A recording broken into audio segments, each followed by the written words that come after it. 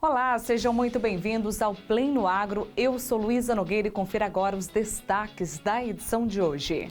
Você vai conhecer a produção de azeite artesanal na Serra da Mantiqueira. O foco nosso é extrair um azeite de excelência, um azeite premium, de muita qualidade. Então a gente tem essa extração muito cuidadosa e também a gente opta por extrair as azeitonas bem verdes. Epamig e Embrapa recomendam novas cultivares de feijão em Minas Gerais. Esses materiais de carioca novos, eles tendem a ser um grande trunfo para o produtor que visa buscar um cultivo de feijão mais sustentável. Pesquisador aposta no manejo com vespinhas para o combate do greening. Desencadeou uma série de pesquisas para se determinar aspectos para se produzir massalmente essa vespinha para liberação em pomares abandonados, chácaras e quintais para o controle do psilídeo na forma jovem.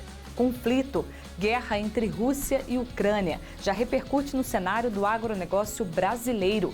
E quais as preocupações do setor? A safra de verão é uma preocupação que nós temos, que será setembro, final de setembro, outubro.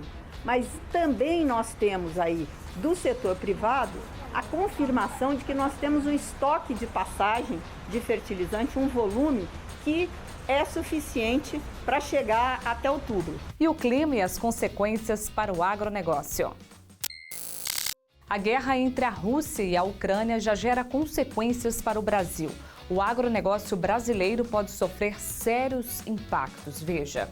O conflito entre Ucrânia e Rússia agravou ainda mais a preocupação dos produtores brasileiros com os fertilizantes. Se antes a preocupação eram os preços altos, hoje o temor é de que falte produto no mercado. A ministra da Agricultura, Pecuária e Abastecimento, Tereza Cristina, afirmou que o estoque de fertilizantes para o agronegócio brasileiro está garantido até outubro, sem problemas para a safra neste momento. A preocupação gira em torno da safra de verão em setembro. A safra brasileira que acontece nesse momento, que é a safrinha, que é a nossa safra maior, que se planta milho, ela já está acontecendo. Então, o que precisava de fertilizante para ela já chegou, já está com o produtor rural, ele já está plantando, ela está muito adiantada. Então, neste momento, nós não temos problema com a safrinha que acontece. A safra de verão é uma preocupação que nós temos, que será setembro, final de setembro, outubro.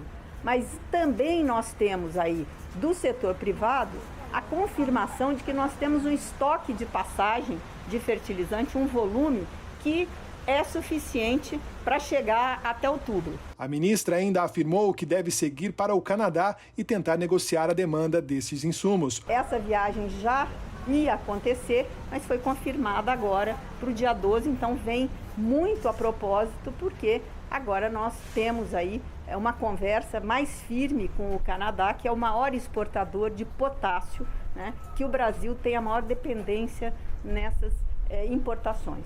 O Brasil também estuda a respeito do Plano Nacional de Fertilizantes, que deverá ser lançado até o dia 17 de março. Tereza Cristina defende que, para a garantia da segurança alimentar e segurança de produção, é preciso pensar em uma fabricação própria de fertilizantes. É uma decisão agora que o país tem que tomar. No passado, a decisão tomada era de importar, que era mais barato, e deve ser mesmo, até hoje.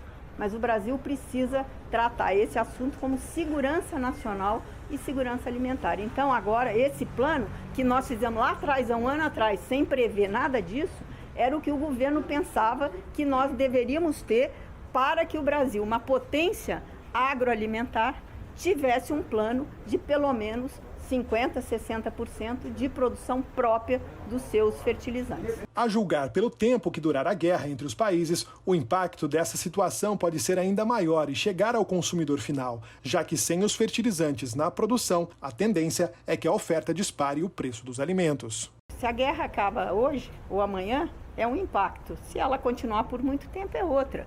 A gente tem aí, vamos dizer, que diminuir esses impactos. Então, é achar as alternativas de ter o fornecimento, o abastecimento. O preço é o mercado. Hoje nós temos o trigo, subiu lá nas alturas, por quê? Porque a Ucrânia é um grande produtor de trigo, então influencia no mercado global. Hoje o mundo é globalizado, então existe essa influência, mas tudo vai depender do tempo, do timing. A gente vem acompanhando isso agora. O preço, a gente acha que terá uma alta sim. Quanto? A soja já subiu, já caiu um pouco, o milho já subiu, já caiu um pouco. Então isso é uma commodity. Então a gente tem que acompanhar e diminuir os impactos que poderão ter. Pensando na melhoria da qualidade na produção de feijão no estado de Minas Gerais, Epamig e Embrapa lançam novas cultivares de feijão que prometem altas produtividades, além de um melhoramento genético. Vamos ver. A ideia inicial era a melhoria da qualidade do Parque Feijoeiro de Minas Gerais. E pensando justamente nisso, em uma parceria com a Universidade Federal de Viçosa e com a Embrapa Arroz e Feijão, a Epamig lançou 4 novas cultivares de feijão. Nós estamos lançando 4 materiais. 3 deles são do grupo carioca, não é? O feijão carioca, ele representa 70% do mercado de feijão que é consumido do país, e um deles é do grupo vermelho. E as 4 variedades se destacam pela alta produtividade, já que permitem a colheita em 3 safras diferentes. Outra vantagem é a produção sustentável, pois através do melhoramento genético possibilita um menor uso de defensivo agrícola. Esses materiais de carioca novos, eles tendem a ser um grande trunfo para o produtor que visa buscar um cultivo de feijão mais sustentável. Por quê? Porque, obviamente, quanto mais tempo o material tiver de lançamento, mais ele já teve contato com as intempéries no campo, com as doenças, com todas as dificuldades que o produtor encontra no campo, principalmente as doenças, né?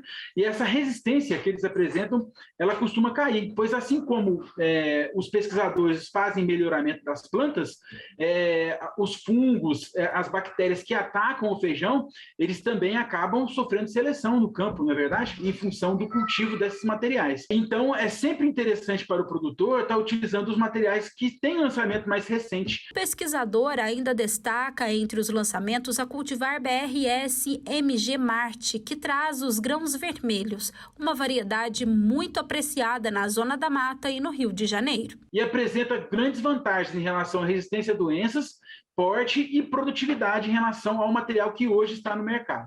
E a alta produtividade das novas cultivares chamou a atenção nos testes realizados em regiões e safras diferentes. A novidade chega de acordo com o pesquisador para atender exigências diferenciadas do mercado. Cultivares de feijão do grupo carioca, com grãos cariocas, que, como eu já disse, são cerca de 70% do mercado, a exigência que os consumidores fazem é que os grãos tenham qualidade, eles sejam claros, eles sejam graúdos, né? Eles têm peneira superior a 12, né?